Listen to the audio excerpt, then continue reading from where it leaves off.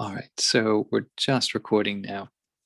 Well, welcome everyone, and we are sad that we can't be in St. Edward's Church enjoying the presence of Professor Grace Davie, but she has kindly agreed to join us on a Zoom call this afternoon as we get into this subject of, is religion compatible with social progress?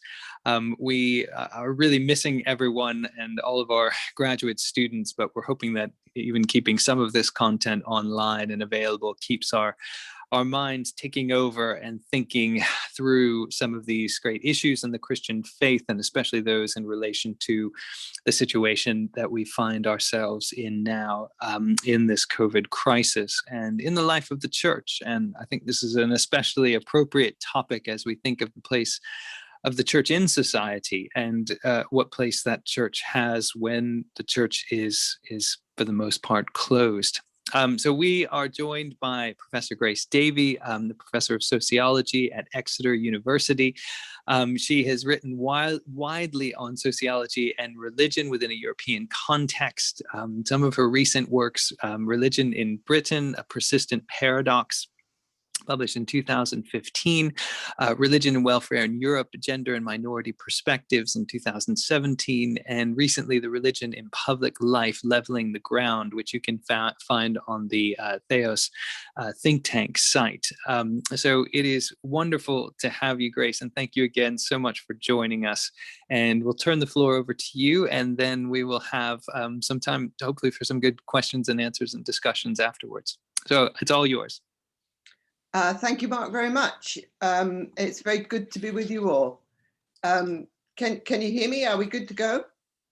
That's fine. I opted to send you the PowerPoint ahead of time because I can operate a split screen, but I prefer to talk to faces. So those of you who are hiding behind your names, it'd be great to see you, but I understand if you're multitasking, I do it all the time. Is religion compatible with social progress? Well, I'm going to tell you just for 20 minutes my experience with the International Panel on Social Progress, which I was invited to join in 2015. I'll tell you a little bit more about that process. And what was the place of religion in this enterprise? It was a very demanding task. But one that I was extremely pleased to have been part of. And it made me very thoughtful about things that I otherwise would not have addressed. So I'm glad I did it, but it was a tough call. So what is the International Panel in Social Progress? All this is coming in the slides, so you can go and look at those afterwards and follow up the references if you so choose. It was a very big enterprise, some 200-300 people who came together to deliver a report addressed to social actors, movements, organizations, politicians, decision makers, providing them with the very best expertise on questions that bear on social change. It was asking what social science could put in the public domain to guide policy decisions, actions across a huge domain of activities. So it was not engaged in hands-on research, though it could stimulate such. It was really mining what was there in the field and putting it in the public domain to inform decision makers of all kinds. It operated in some senses very much like the Intergovernmental Panel on Climate Change. Yes and no on that, because our panel had no political dimension to it, whereas the climate change folk do. And when they meet, they have to agree and publish a unanimous report. But we had none of that, you know, up all night, we've got to agree. That we could say different things as long as we had evidence to say it. But we worked like them in that it wasn't original research. It was putting in the public domain what would be useful to activists and decision makers. and so you were speaking outside academia, so you needed to express yourself clearly. Full independence from political parties, organizations with a partisan agenda. And on one of my slides, you'll see the 3 volumes that emerged, 2 of them are under my laptop, raising it a bit, and here is the third. The third being volume 3, where the work on religion was published. It sort of was topped and tailed. The first volume was, broadly speaking, economic issues. The second was political issues. And the third was cultural stuff, education, health, religion, that kind of thing, belonging, that kind of thing. So how did we get from the beginning to the end, these 3 published documents? In 2015, I can remember it extremely clearly, I was invited to, or had an email saying, would I consider heading up the team for the chapter on religion? I was in Australia at the time, enjoying myself, to be honest. It was partly a family visit, but I'd stayed on a bit to see friends and travel a bit. And suddenly this comes into my email and I thought, gosh, don't these guys know I'm retired? Do I want to do this? Am I up for it? And I tussled with it a bit. I wasn't quite sure I wanted to commit, but I did it.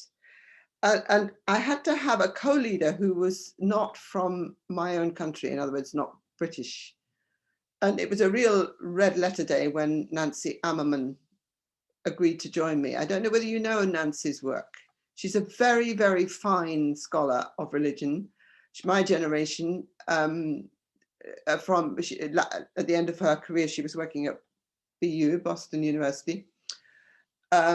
She's published a lot. She continues to publish, and I was absolutely delighted that she came on board and we did it together. And we had to build our team. Now, how do we build a team to deal with the whole question of religion and social progress across the world? And anyway, what is social progress? I'm not going to mine the whole question of what is social progress in a lot of detail, because the whole of a chapter 2, and all these chapters are downloadable. You don't have to buy the report. You can get into the whole thing. Social progress, the most important thing to remember is that it means different things in different places. For example, in a number of societies across the world, clean water would be social progress. It's something we take for granted in the West. And you know how frustrated we get if the water gets turned off for some reason or another. And we just, imagine being in a refugee camp, COVID on the horizon, no running water. You could set it up very easily. Chapter 2 does give a set of a kind of values or set of questions you can ask about what might be social progress and how you might measure it. The important thing is it's directional rather than absolute, and that it is different in different places. It's kind of, they use the notion of a compass, bearing in mind that you're moving in a direction, but the goal is distinctly unclear, or at least variable. And of course, our question was, what has religion got to do with this? Does religion help us to move forwards or backwards? Does it contribute to social progress, or does it prevent or hinder social progress? I'll come to that in just a minute. We had the whole world to deal with. It was not a European project or an American project or a Western project. We were asked very specifically to bring on members into our chapter teams of people from the developing world, which is extraordinarily difficult to do because the ones who are good at it are already overworked. And their working conditions are not easy, and internet connections are not secure. And so we really worked very hard, and we did pretty well, except that quite a lot of our people who were raised in the developing world had moved to the West, which is in itself indicative of the situation. But we, broadly speaking, had somebody from every global region, or knew something about every global region, and more or less representing all world faiths. Some, of course, were doubling up on those things. They were a great team. I mean, I was privileged to work with them. It was an excellent experience. We met 3 times as a team, twice with the whole group, which I'll show you in a minute, a picture of that, and once for a chapter meeting when we met in Sweden. I didn't have to go very far. Some, of course, flew right across the world. Already, I think, unthinkable. You would never do that now. You would have done it all on Zoom. Now, whether you would have done it better or worse is quite interesting. It would have saved a huge amount of money and a lot of time, but the interaction was very, very valuable. You can't have everything. And I'll show you, if you are following along the slides, the next one is the picture of the big group in Istanbul. I do show this, particularly when I'm working with younger students, because they often think that books are written not by real people, if you see what I mean. That they sort of arrive, whereas these are real people from all over the world, which the interactions between us were very, very valuable and hugely varied. I mean, I learned an enormous amount in the process of this project. But when we got to Istanbul in late 2015, it was just before the situation in Turkey began to become seriously unstable. I mean, that has things change very fast, but we were quite near a politically sensitive part of the city, and the numbers of police there were astonishing. You began to feel, this is not going to go well. But our hotel windows looked out over the Golden Horn. So, there are pluses to these things. But what we discovered when we got there, which really was a bit of an eye-opener to me, was that, you'd introduce yourself over lunch or on a bus to somebody and say, yes, I'm heading up the chapter on religion. And they'd say, well, why are you here? They made a very, very strong assumption that religion was not helpful to social progress. And these were colleagues in mainstream social science. This was an eye-opener to me because I tend to hang out with people who have interest in religion from many different disciplines. I mean, my own colleagues in sociology, but the political scientists, psychologists, a whole range of people, but they all have a common interest in religion as a field. And thus, they don't all agree, of course, but they're usually quite sympathetic to their subject matter. Whereas we met two distinct arguments. One was, it's not relevant. Religion just doesn't count in the modern world. This is a strong version of secularization. We don't need to worry about this. And the second was, if we do need to worry about it, it's because it's a very negative feature.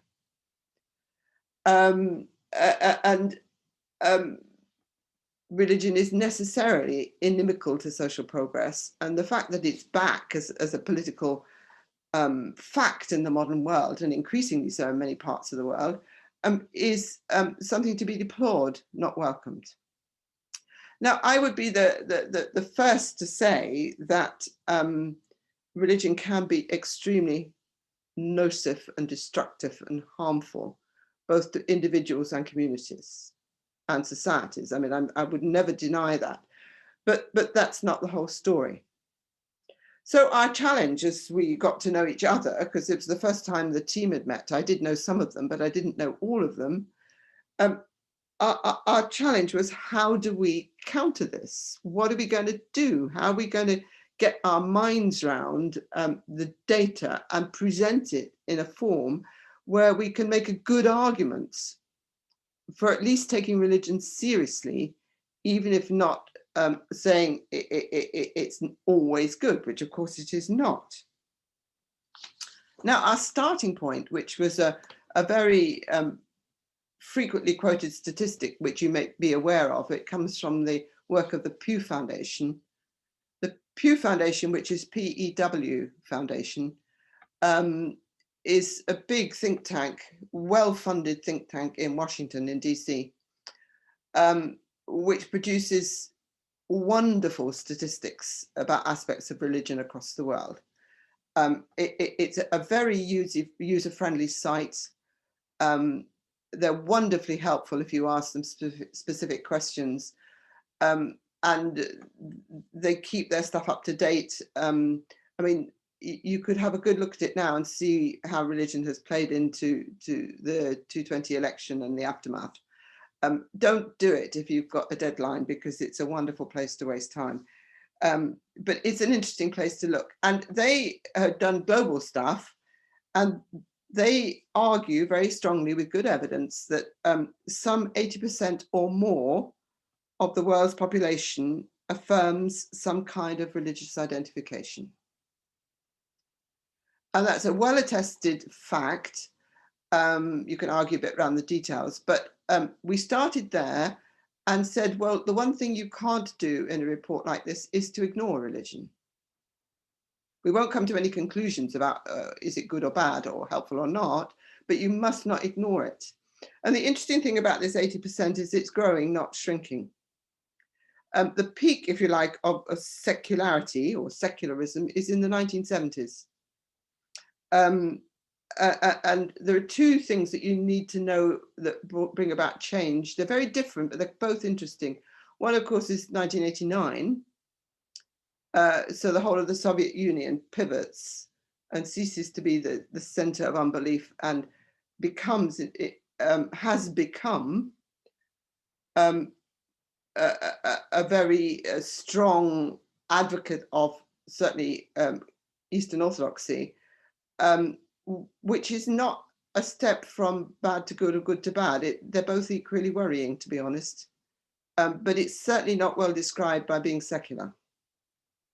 You have to take this on board. I mean, the relationship of the Orthodox Church to Putin's regime is worrying. But you can't discount it. And what's happening in China is very, very difficult to kind of work out. I mean, up till relatively recently, the statistics for religion, including non-indigenous religions, were growing pretty fast. Now, that's probably not the case now. It's a very harsh regime now. And I would not be, I think the jury's out on what's going to happen to that. The other thing to bear in mind, which is interesting, is that people who declare themselves secular or having no religion have fewer children than those who are religious. The birth rates are different. Again, there's quite a lot of work on this. I won't go into it. You can go to Pew and go through the chain of references. And so that number of people who have no religion self-limits. Now, there's arguments about this. Not everybody agrees, but there's quite a lot of evidence to say this is not going to get necessarily bigger because of differential birth rates. Now, whether you think that's a good thing or a bad thing, of course, is another story, but we need to just note that. And please note, too, that we are not taking any creedal notion of religion. We worked very much with the concept of lived religion. Lived religion, which is as important to this world as to any other, and in many parts of the world, a very, very central part of people's daily lives. And to get a handle on, to begin somewhere, we worked out, we had a kind of ascending scale of themes. We worked from the micro to the macro. So we went from family, gender, and sexuality, through diversity and democracy, through conflict and peacemaking, through everyday well-being, education, healthcare, to finally care for the earth. Now, you can come back to me and we can do any of those in more detail. I'm going to give you just a couple of examples, just to give you a kind of hint of it. if you're going with family, gender and diversity, and family, gender and sexuality, the one thing it's not helpful to do if you're trying to work with initiating certain kinds of changes is to confront conservative religion with full-on feminism. All you do is a kind of entrenchment of each side. There are much more creative ways of working, of recognizing that even in conservative religion, which to some Western people doesn't look good, you must recognize that some women find great fulfillment in these roles, and you need to respect that. And again, there are other examples which we could work through.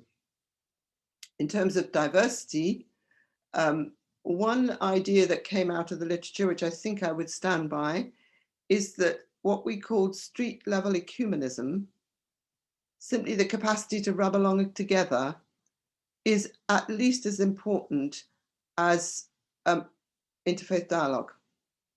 Now, I'm not saying interfaith dialogue isn't important, please don't think that. But if you're really going to get effective living together or mutual flourishing, you've got to do this in the street as well as in the seminar room. You've got to attack on all levels or encourage on all levels. If you go to conflict and peacemaking, make sure you ask the right question. Any number of times at the end of a lecture, people have said to me, but you can't say this or you can't say that because religion causes conflict. And that's not the right question to ask. I wish I'd learned this earlier because I could have answered so many questions much better.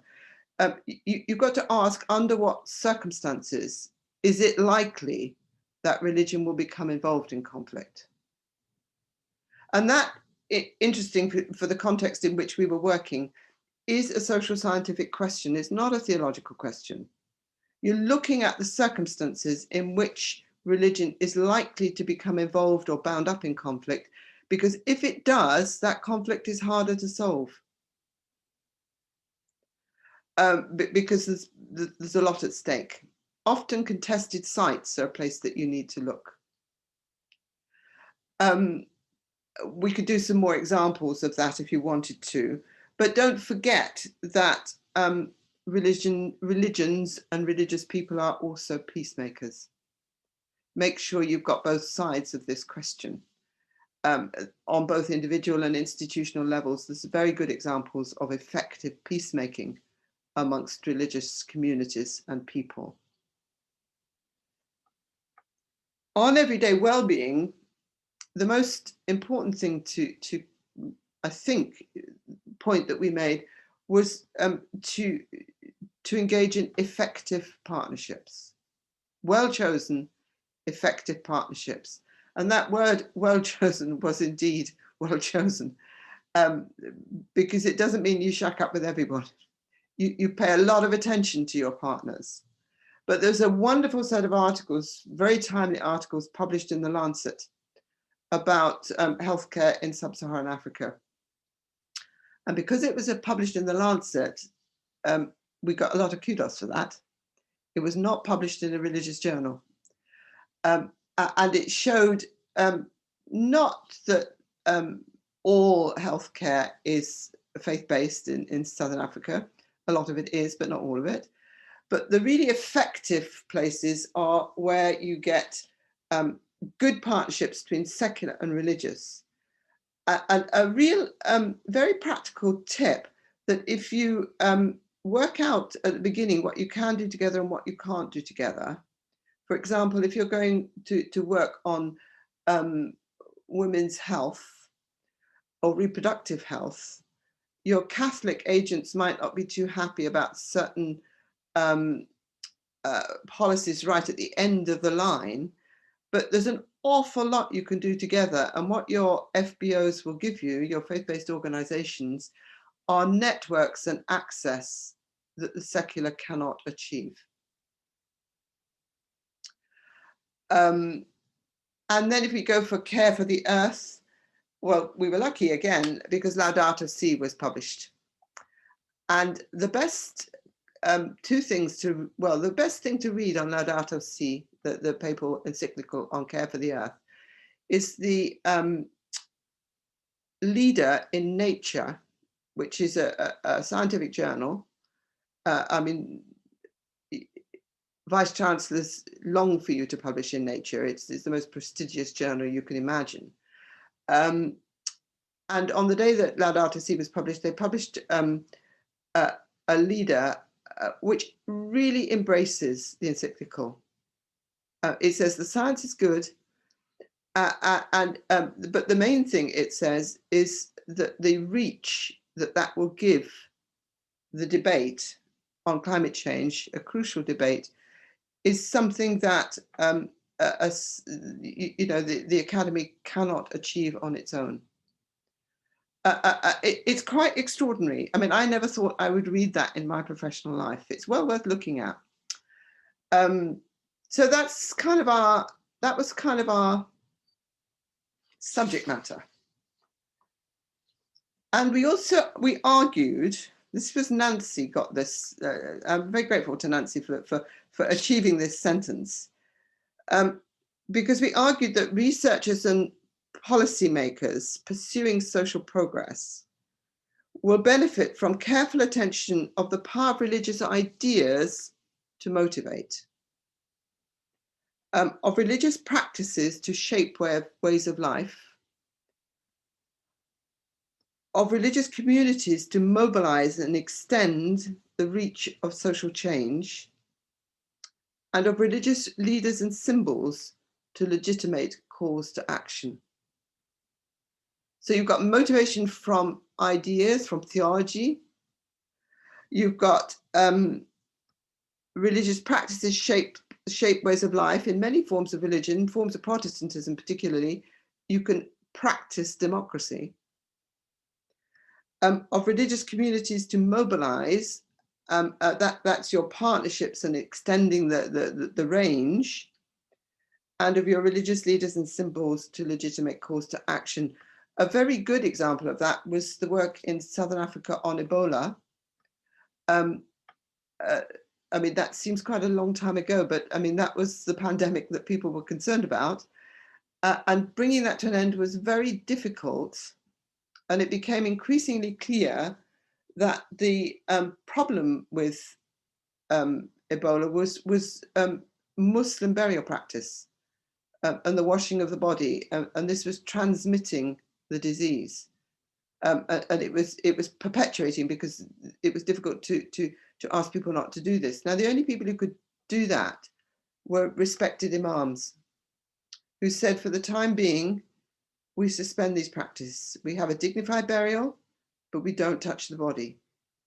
And at that point, the pandemic begins to recede. It was very, very good example and a well documented one for us.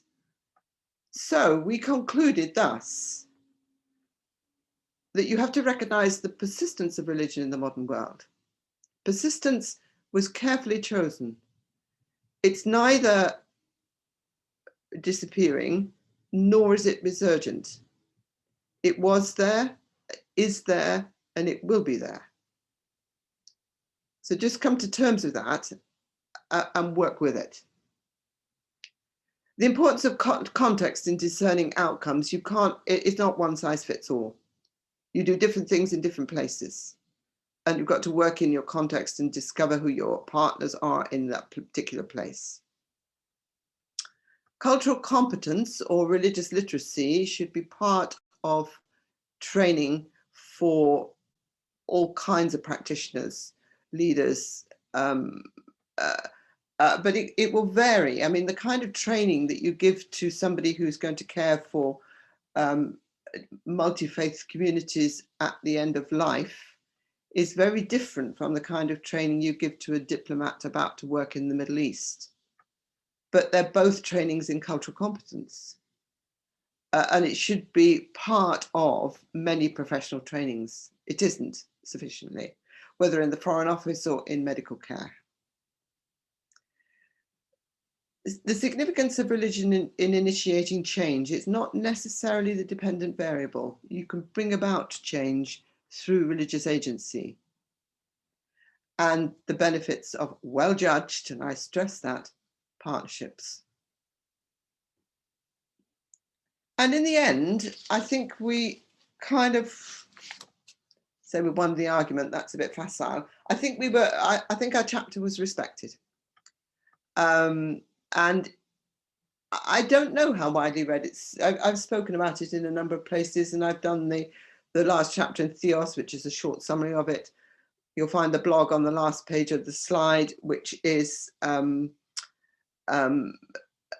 very short blog it's on a site hosted by the London School of Economics, and that's, you can click into the final publication, into access to all the chapters, and quite a bit about the International Panel on Social Progress as such. That's probably the easiest place to start. And just as a postscript, because when this was published in 2018, the work was sort of 2015 to 18. And then we're in a different situation, because what about COVID? Have we got anything to say? I mean, if we haven't got anything to say about COVID, you almost should pack up, I think, because I mean, it's just so dominant in the modern world of 2020 and 2021. And I imagine for a decade. I don't think this is going to go anytime soon. I think I hope we're going to learn rather better ways of living with it and managing it, that we won't all be in lockdown forever, but it's not going to go away anytime soon. Now, my examples are European, because I have just finished editing a handbook on religion in Europe with a colleague in politics. And so we had to write something about it. If you think, just take these implications, if I do it two ways, I think of the challenges of COVID for religion, and then the response of religion to COVID. So we just do two brief points, and then over to you. What are the implications for Europe, for its constituent nations, and the religious communities within these? Borders closed and lockdown started. I wrote this probably in September, October last year. Now, I think for Europe, the closing of borders is huge. I mean, this is, Schengen has just gone to pieces. You know, free access is one of the, I know it's one of the things the Brexiteers didn't like, but I mean, it's fundamental to the European Union. And now you can hardly cross any border in Europe. Because of it's become a kind of national issue rather than beyond. We all recognise that it's a global issue, but we're dealing with it nationally and closing borders. We're also closing churches. Now, if you'd asked me in 2019, was it imaginable that you could close every place of worship across Europe? I would have said, of course not. Don't be silly. You know, this can't happen. People value their churches. They don't always go to them. I've written a lot about how people value churches, even if they don't go to them. But we did. But then we shut everything else. I mean, you mustn't isolate the churches. We shut schools, we shut universities, we shut businesses, we shut shops. So we learned to live differently.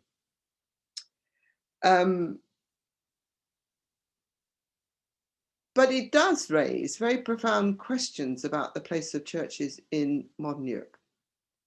In what form are we going to come back? Do we want to come back? Are buildings important? For whom and to whom? So what are the responses? I think you just have to say mixed, really. But I'm going to take some positive ones just to end on an upbeat.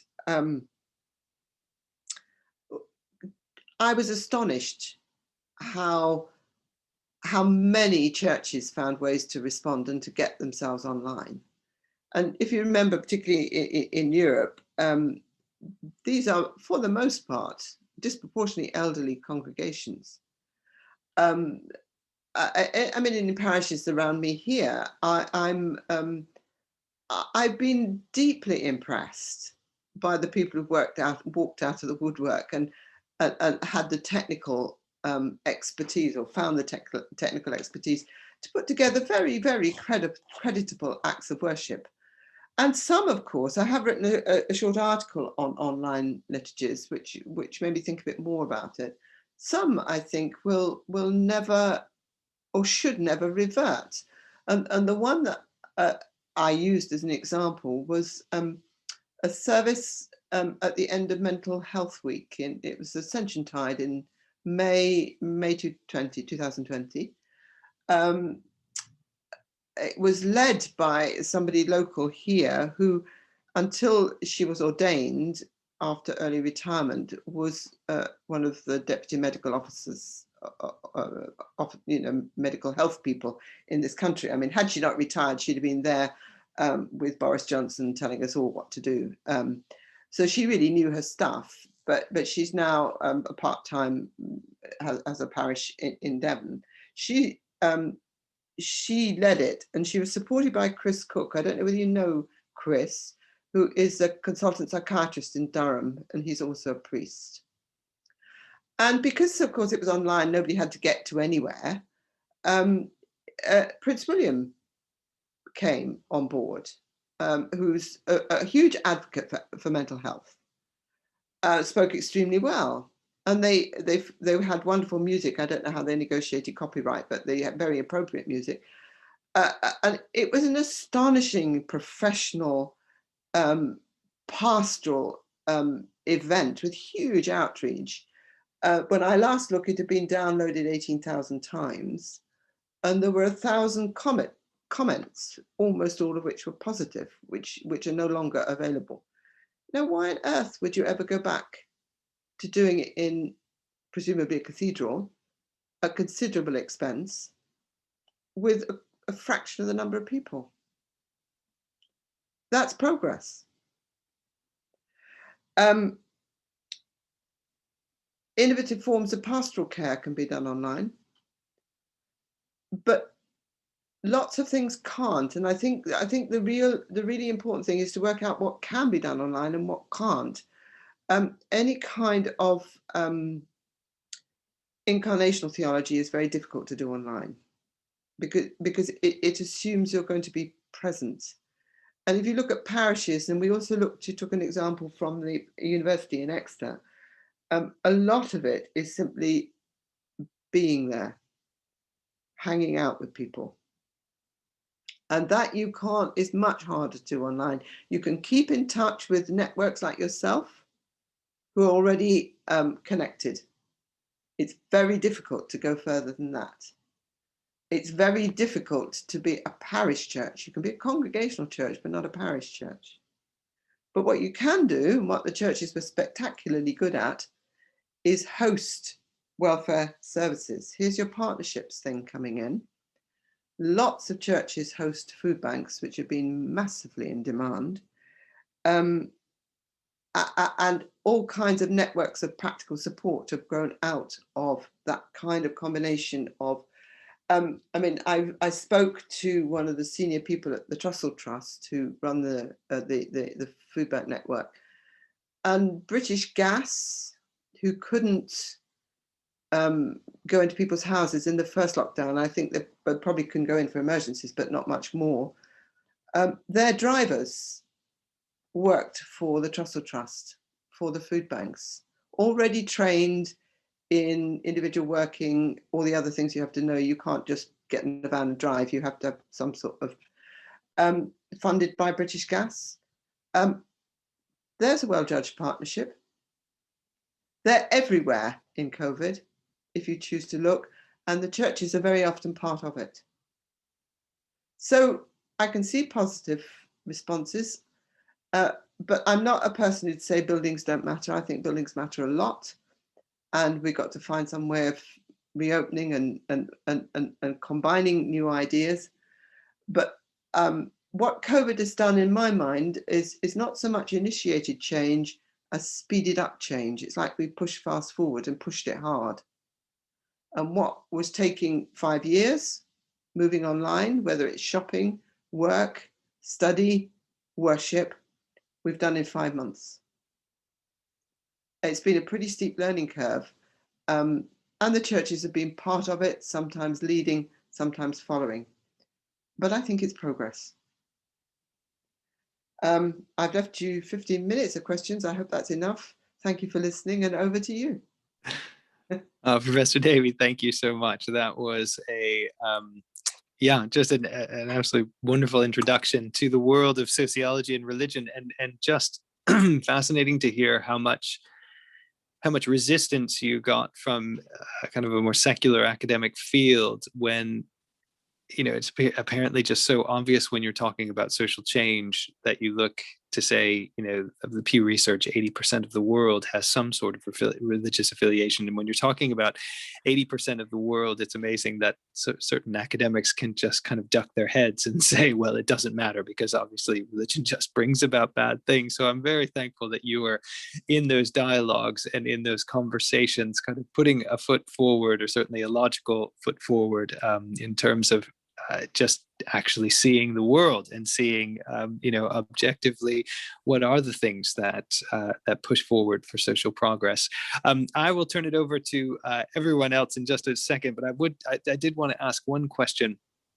Because I think this is something that we, so under the current lockdown rules, churches are able to stay open, and actually at St. Edward's we've been having Sunday services. We have a small congregation that fits and is socially distanced, and that's fine. And so we've kept also a small group socially distanced in prayer for the scriptorium. And I think one of the things that we've been discussing is, I think it refers to your last comment, and I'd love to hear you just maybe chat a little bit more about this. But I wonder, in pushing this fast forward button, which I 100% agree has happened because of COVID, have we potentially gone, let's see, have we skipped too far forward is the question, I suppose, because I think one of the things that we've wrestled with, and one of the things that I've been so appreciative of, even in our small gathered group, is just the human interaction that I think has been lost in this,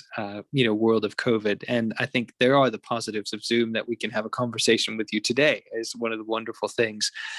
But I just wonder where you see kind of the church and society coming out of this, and how long it's going to take before we can socially engage with one another. I mean, there was one point in your talk you said that that you learned so much about this team that you assembled when you gathered. I think it was in Sweden, but that was part of the kind of physical engagement, the physical interaction that allowed you to kind of meet and be together. And whether or not that would have ever occurred it would have been easier, certainly via Zoom. But I guess the question really is do you think we've pressed fast forward and gone maybe a little bit beyond what our human nature as social beings longs to experience? And how are we going to come back out of that? I mean, it's a terribly difficult question. I'm sorry, but I'll start with that, and then we'll hear what you have, and then we'll go to Ryan next. Ryan, you can just unmute yourself after Professor Davie finishes.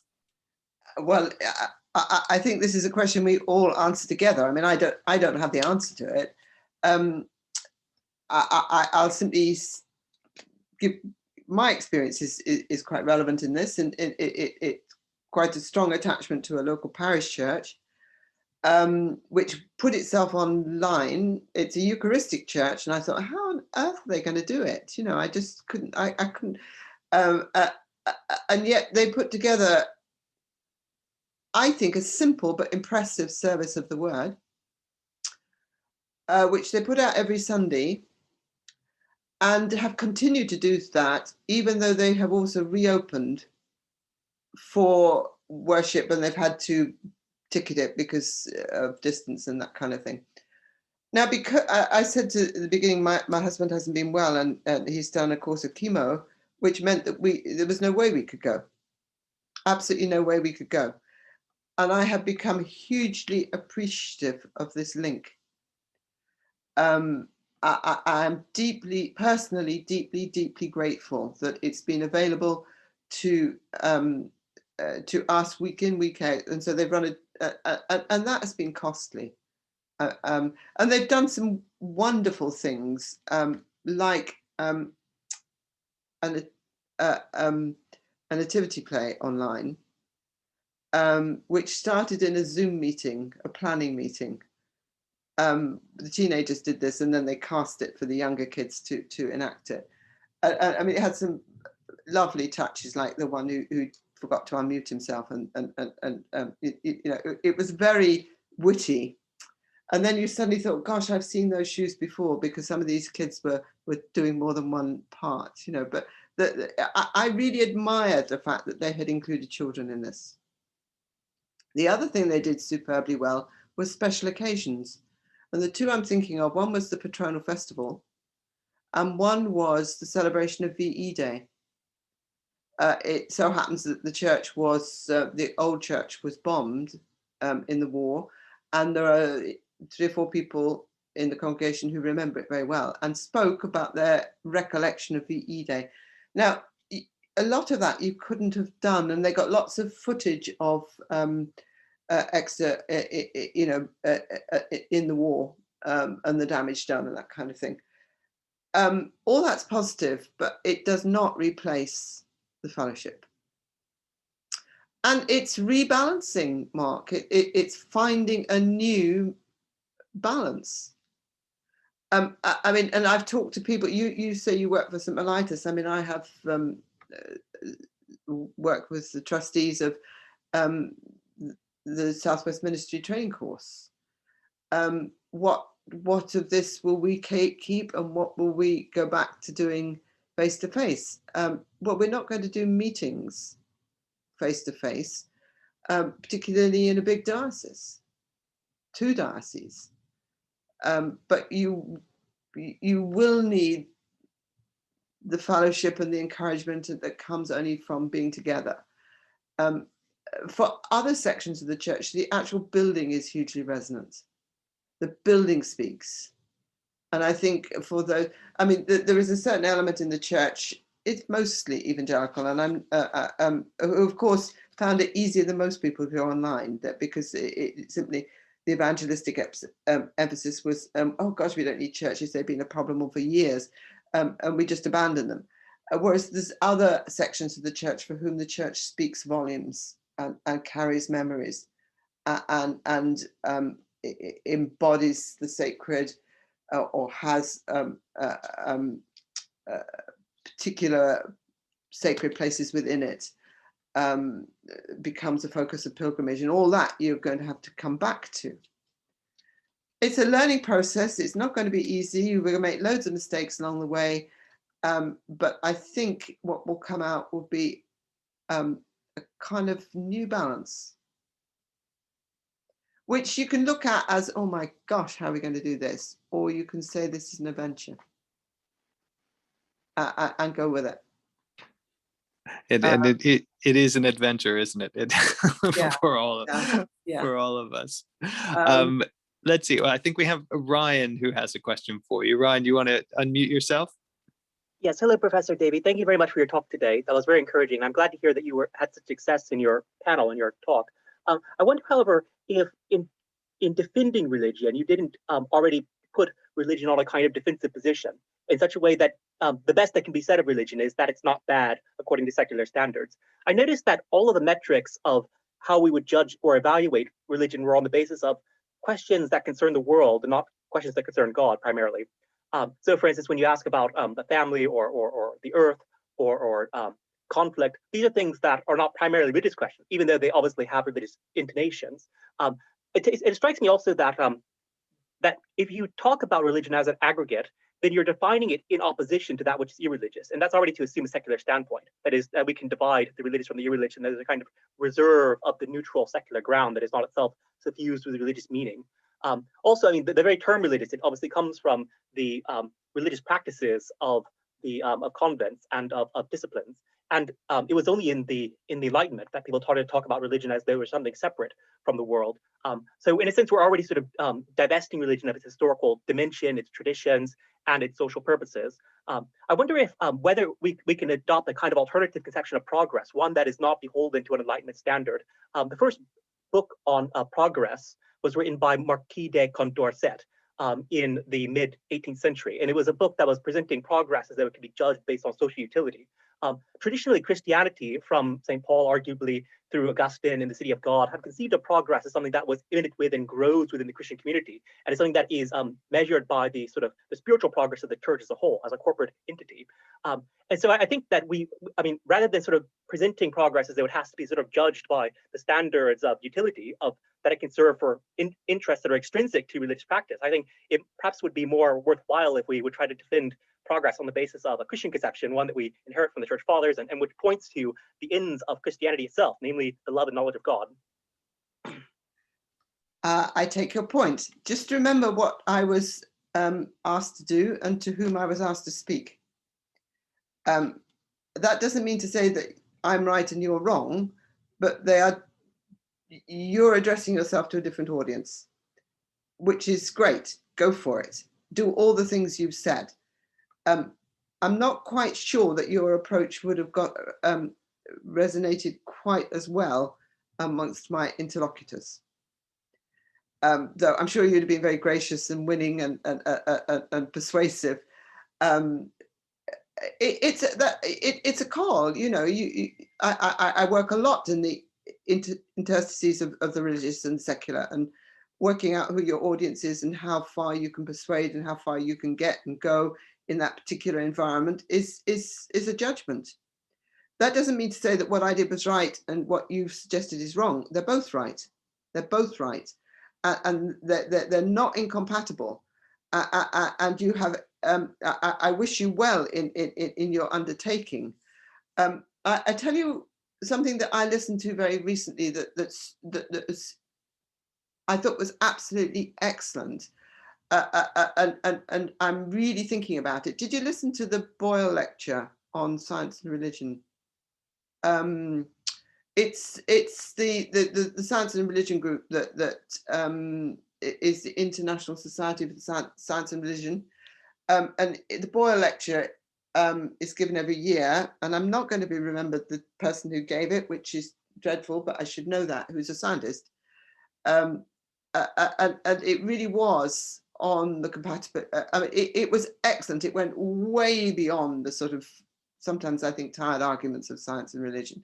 And one of the things that really stuck with me were two things. One is that in the 18th century, reason, in the Enlightenment, reason becomes to dominate the imagination. And it was a real plea to bring imagination back as to balance reason. There's no reason that, sorry, I don't mean to say that you don't have to separate the two. And that spoke very powerfully to me, because, and it was cast in, and I remember it so clearly with one of my sons, that, yes, Mum, I'm fascinated in human biology. Who couldn't be? But they never asked me what I think. So I'm going to do history and politics. Okay, and exactly that question was addressed, that we've lost the imagination in science, or the notion that you have to be able to imagine a hypothesis before you can test it. Now that's exactly the same in social science, and that's the kind of thing that when I was teaching, I was very, very anxious to share with students. Use your imagination, make your connections, you know, and then we'll look for the evidence for them. And the other thing was that both theology and science have a tendency to be dominated by experts, the clerisy, to be in a kind of signed up community of scholars, and both need to burst out to become much more part of everyday life, and welcoming signs of science doing. I mean, there's quite a lot of science now. Then people say to people, you know, over one weekend, count all the butterflies you can see, or count the hedgehogs or whatever. And there's no reason why science has to be closed in. This is how you get the separations in the disciplines. And this is where the theology can be so central to the understanding of science. And there were wonderful, wonderful quotations from Job at the last part of the lecture. I'll send the details to Mark. It's just gone online and you can watch it. And Rowan Williams did the response, and then there was a webinar afterwards. And it was all excellent, and I think speaks so well to what you've raised. And I think that can be done with social science as well as science. That's my point. Oh, that's great. Yeah, I'd love to get that link, because that sounds like a fascinating. It was a wonderful lecture. Yeah, yeah. Oh, good. And you see, that went online because they couldn't do it in the way they normally do. Nearly 600, nearly 700 people watched. Wow. And Yeah. it's now been downloaded 2,000 times. And none of those people would have got into St Mary Le Bow in London. Yeah. So Yeah. they'd have a nice dinner afterwards. Yeah, that's true. That's true. That's very true. All right, we had questions from Aram, and then we'll go to Eric next. So Aram, you first, and then we'll go to Eric. Okay, yeah, thank you so much for your lecture. It was really helpful, really fascinating. I have an anthropology background, so I'm especially interested in those kind of things. I just had two brief questions that I'd love to hear a little bit more about. One was when you were talking about Soviet Union and Eastern Orthodoxy / religion there and how it changed, and you said it was really concerning. Could you talk a little bit more about that? Was it because of what you kind of mentioned a couple times about how these can be used for good or for bad? And then a second question, you mentioned several times about having well-chosen, well-judged partnerships. And I wonder if you had any tips or general principles in how you choose your partnerships. It's fully. The first one is I mean, I've only been to Russia once. Okay. I'm not a specialist in Orthodoxy, and there is a very different relationship between church and state in the Orthodox world from the West. This symphony of church and state means that, for example, in Greece or Romania, the proximity of the church to the state is rather different from the West. Now, from 1917 to 89, of course, the church was in opposition in not only in Russia but in Central and East Europe. After 89, the historic churches have kind of revived as powerful political players in both in Russia and in much of Central and East Europe, but often at the expense of minorities. They've kind of thought, we're back in town, and we're now big players, and they've often asserted their presence and their possession of buildings and their capacity to manage land and the way things are done and permissions and that kind of thing, to exclude religious minorities. Now, in Russia, in Putin's Russia, which again I observe from the outside, not from within, I think the space between the church and state is now too blurred, and you see no resistance from the Orthodox Church. I suspect you do from particular individual priests, but I don't know too much about that. For example, in the present situation in Russia, I don't see, what the kind of attitude that Putin has to dissent. It seems to me ought to be challenged, and it isn't. But then, you look at Trump and certain elements of Christianity in the US, and you think, don't like the look of this, and yet there are other Christians in the US who are clearly very troubled by what has happened and what is happening now as we watch the impeachment. But that's a big debate in political science between political and religious power. Very good place to look in terms of sorting out some of this It's the Georgetown University in DC, Washington, and they have within that is something called the Barclay Center, which is spelled Berkeley, only not like Berkeley in California, but you'll find it. And they're doing a whole series of lectures on religious soft power. And again, you can download them all. There's just so much stuff you can download if you like, but I find that a rich theme. I often follow their podcasts, take a walk in the late afternoon. Their lunchtime is our 5 o'clock. And you can hear some very good stuff, speaking very much to what you're saying. It's a very European thing in some ways, because the church-state relationship in Europe is not new. It goes back a long way. How do you get sufficient distance? Where's the prophetic voice? Can you have the prophetic voice? I mean, what do you have to give up to have your prophetic voice? Can a church-state have can a state church have a prophetic voice? All sorts of questions like that. Now, your other question to me was, just remind me. How do you choose your partners? That's right. How do you choose your partners? I think you need a roadmap that you share before you start work. But it's got to be an open-ended roadmap, because if you know where you're going before you start, there's not much point in doing it, is it? I mean, almost everything is going to explore and develop. So you're not always going to know the end of this. But you need honesty. And I mean, those, if you go into the chapter, and you can go into the Lancet articles, the whole series about this big piece of work for the Lancet, how they worked it out in Africa,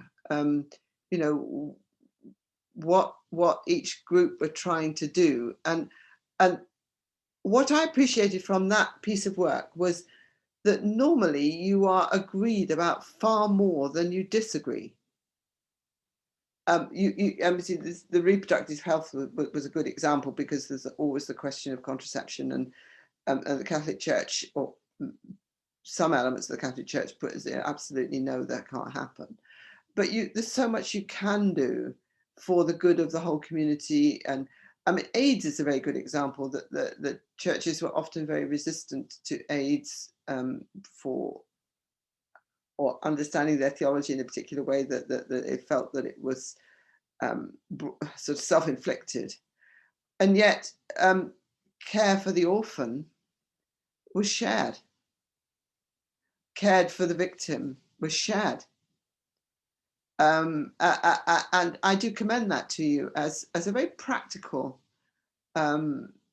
piece of work. But there's also things like citizens, citizens groups in parts of London, where people come together in communities, and they are both secular groups and religious groups of all kinds, not only Christian, where they've been extremely effective and supporting through COVID.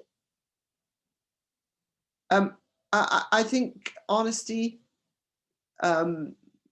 taking care to say, this is what you do stand for, don't stand for. We would gladly join with you on this. We may not work with you on that, but it doesn't mean to say we can't do a lot of things together. Mindset, make this work. Don't give up before you start. Don't start with a negative perspective. Say, yeah, let's give it a go. But with great honesty, that there will be some things that we'll find difficult. I mean, the Laudato Si is a good thing to read. It's not very long, and the Pope has written other things since then of working with other groups on climate issues.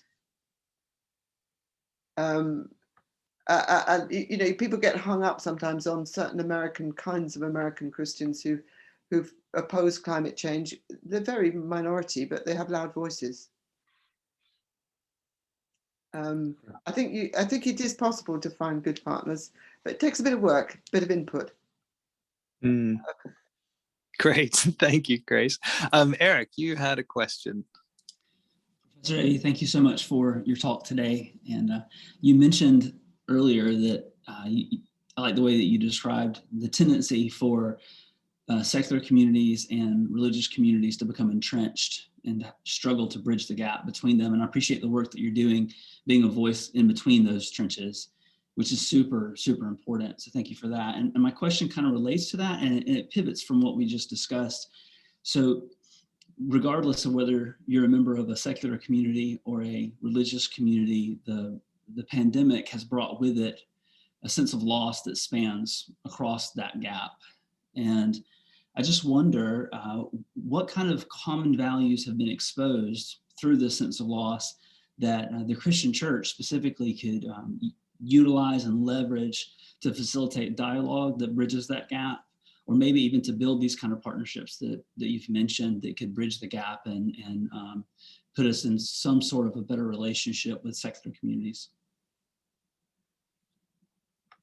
Let me give you a practical example. I was with a group yesterday who were sort of thinking through where the chaplaincy should be going in Exeter. I mean, Exeter's campus university has a long Anglican tradition, but the university wants it to become it has become a multi-faith chaplaincy. And we were thinking now, where do we go? How do we build back? Well, obviously you build back with everybody else, but there are certain things that the churches do and do very well. For example, at Remembrance in November, when hopefully people will be back on campus, this would be a very poignant moment to do liturgies around bereavement or remembrance or loss, and broaden out you normally think of this in terms of people lost in conflict, in armed conflict, but to really focus on allowing people who have lost friends or relatives or found the pandemic particularly difficult.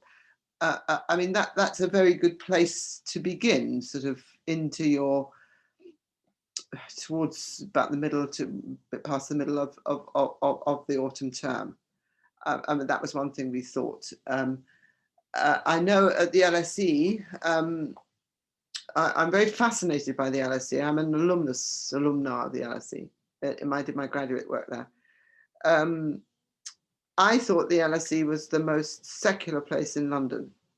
I mean, its whole rationale was secular social science, etc.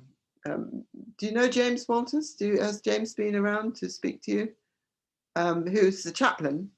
He's more than a chaplain, and he has created a space for religion in Centre for Religion Faith at the LSE, and I sit on his board of reference or whatever. And they've had, I mean, they've suffered much more than Exeter has because of being in London, and I think they've had more bereavements, direct bereavements to deal with, and they have an online space to recognise this.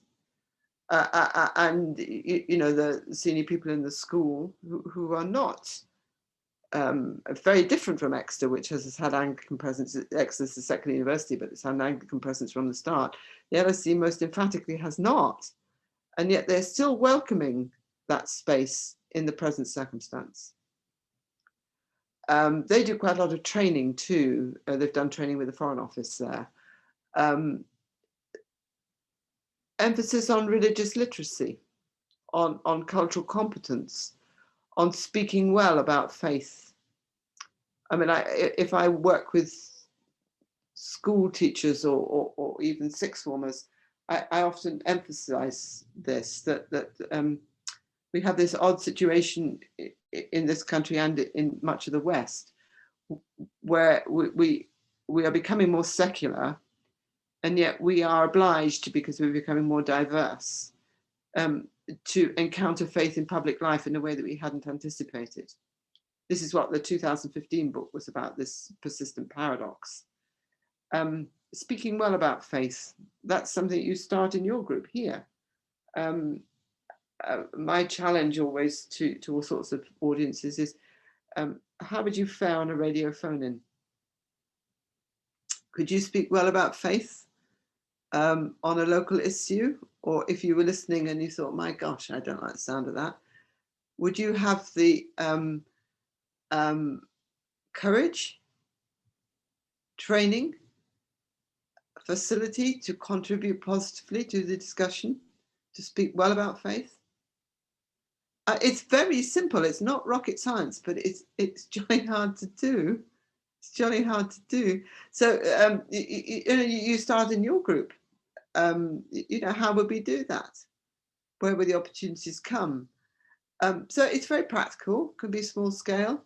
Can be done on the institutional level. What do you think the University of Cambridge might require of you? Where are the spaces in Cambridge? I mean, you have far more chaplains, different setups of chaplaincy, which will make a difference. Do you get invitations into RE lessons in sixth form? They'd like to see people like you. You're just a step ahead of the students. Speak about your work. Speak about your interests. Take your opportunities. Begin where you are, which is a bit do as I do quite a bit of it by invitation, and I very, very much enjoy going to a sixth form. They impress me no end. They impress me no end. Perhaps that's somewhere to start. There's places in local communities and in society as well, but start at the beginning. Start small, build up. If you do it well, they'll have you back. I can tell you that. We should all be contacting our local sixth form now. I think that might be just put the offer out there. Find where and it's very rewarding. And I think that's the perfect place. I think we've gone to almost 120, but I think that's the perfect place to end, because I think that just reminds us of the role. I mean, I'm so impressed with all your studies and the way that you've kind of put your foot and your voice into this kind of secular academic world and given a voice to faith and the necessity of faith for social progress. And I think, but I really loved your kind of final summary about creating those spaces and where are we, and that's one of the things that we're really trying to do in Cambridge with the scriptorium, with these talks, hopefully when things open up a little bit more, but creating those spaces where people can listen to people like yourself and to others, and to really begin to wrestle with what is the role of faith in society, and what do we as Christians, do we step into that? Is there always an antagonism that we fight against, or is it just simply demonstrating the grace of the gospel? Is it both and? I mean, I think we all feel that to a certain extent here in Cambridge, and find those battles kind of going on all around us. But I think that critical side of it, at least certainly what we've found, at least what I've found, is that and I think, for me at least, the jury is still out. I think there are benefits of all the online stuff that we've experienced since COVID, but I fear losing that human kind of physical embodied connection, and I think that's one of the things I feel like I'm fighting for right now. And maybe we need some more prophets in the church who are going to stand up and say, look, online stuff is great, but we are physical beings. So anyway, we will see. But Professor Davie, thank you so much for being with us. And it was so lovely for you to take off an afternoon to be with us. And I know that we all deeply appreciate it. We'll be in touch via email. And I'd love to get that link, because I would love to watch that. The one. I will send that to you.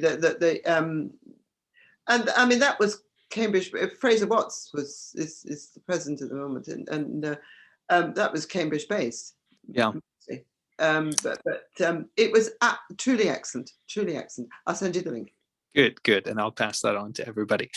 Well, we will let you go. And again, thank you for such a wonderful afternoon and very stimulating. I'm sure it will give us some good things to talk about at our scriptorium next week. And thank you, Michael and Eric and Peter and Ryan and Esther and Aram. And I know Matthias had to run early to go to another meeting, but thank you all for joining us. And it was lovely to be with you. And so enjoy your day. Professor Davis, we'll see you soon. And hopefully the next time we do this, you can come back for a visit to your hometown and enjoy maybe a weekend in Cambridge or something like that. I love that. Yeah. So good luck to you all with your PhDs and whatever comes next. It's been a pleasure to be with you. Great. Bye now. God bless. Bye.